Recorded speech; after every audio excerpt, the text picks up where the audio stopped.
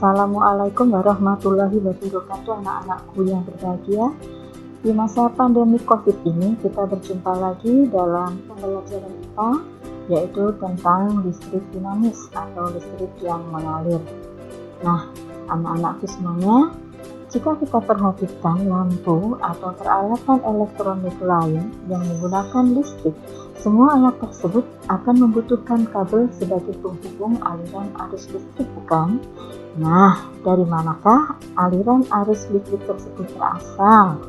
Apakah makhluk hidup juga dapat menghasilkan arus listrik sehingga dapat digunakan untuk menyalakan lampu? Baiklah anak-anakku, pada kesempatan yang berbahagia ini kita akan mempelajari bagaimana arus listrik bisa mengalir. Kalian simak baik-baik ya. Pada kesempatan ini kita akan mengetahui bagaimana cara untuk menentukan arus listrik dan arus elektron. Nah, ini adalah gambar rangkaian alat-alat yang digunakan untuk menentukan arus listrik dan arus elektron. Kalian perhatikan baik-baik ya. Ketika saklar tertutup, maka lampu akan menyala. Mengapa hal ini bisa terjadi? Kalian lihat ilustrasinya. Nah, ada yang berwarna merah ini adalah arah aliran arus listrik, sedangkan yang berwarna biru ini adalah arah aliran elektron. Arus listrik yang berwarna merah akan mengalir dari muatan positif menuju ke potensial yang lebih rendah, sedangkan arus elektron adalah aliran elektron dari potensial rendah ke potensial yang tinggi.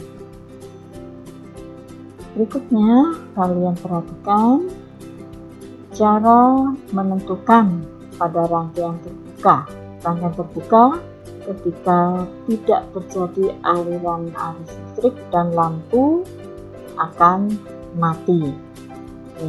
Kemudian rangkaian yang berikutnya tertutup, maka akan terjadi aliran arus listrik dan lampu akan menyala.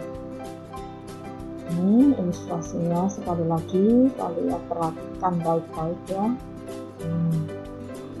Oke, baiklah. Kesimpulannya adalah arus listrik dapat mengalir jika dalam rangkaian yang tertutup. Berarti gambar yang sebelah kanan. Selanjutnya, jika ada dua benda yang berbeda potensialnya, potensial A lebih tinggi daripada potensial B.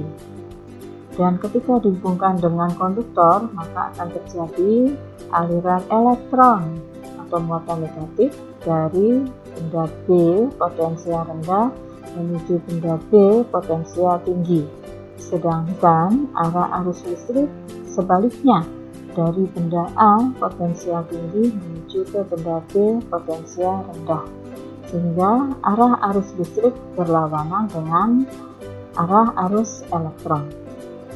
Maka kesimpulannya, arus listrik dapat mengalir dari potensial tinggi ke rendah. Oke, kita lanjutkan cara menentukan kuat arus listrik. Nah, ini ketika ada suatu rangkaian dihubungkan dengan alat, maka kita bisa mengetahui berapa besar dari kuat arus listrik yang mengalir. Dan kita bisa lihat pada kuat arus listrik itu adalah banyaknya muatan yang mengalir pada penghantar tiap titik, sehingga kita bisa merumuskan I sama dengan I per T. Dengan penjelasannya, I adalah kuat arus listrik satuannya ampere, I muatan satuan kolom, T waktu satuan sekon. Kemudian ini ada contoh soal anak-anak, silakan kalian foto, nanti kalian kerjakan di kertas dan dikumpulkan secepatnya. Materi kedua adalah tentang hantaran listrik. Ada istilah konduktor dan isolator. Untuk bisa menyala, maka arus Listrik dari sumber membutuhkan suatu penghantar. Biasanya penghantar yang dipakai bisa kita bagi menjadi konduktor dan isolator. Apa itu konduktor dan isolator? Mari kita simak ilustrasi yang berikut ini. Di sini disediakan beberapa bahan, yaitu dari kayu, plastik, aluminium, besi, dan tembaga. Mana yang merupakan konduktor dan mana yang merupakan isolator? Baik,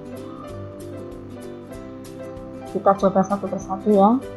Kayu, kemudian sabar ditutup, ada arus yang mengalir. Apakah lampu menyala? Oh, ternyata tidak. Berarti kayu ini tidak dapat menghantarkan arus listrik, sehingga dapat kita kelompokkan ke dalam benda isolator. Kemudian benda yang berikutnya adalah plastik. Ternyata juga tidak dapat menyalakan lampu, sehingga plastik masuk dalam benda isolator juga. Benda ketiga adalah aluminium. Ternyata lampu menyala. Jadi aluminium termasuk dalam kelompok, betul sekali, konduktor. Oke, lanjut benda yang berikutnya, besi. Lampu menyala. Jadi apa kesimpulannya? Tepat sekali, termasuk dalam konduktor. Lalu yang terakhir, tembaga. Ya, ternyata lampu menyala sangat terang, sehingga tembaga kita masukkan ke dalam kelompok konduktor.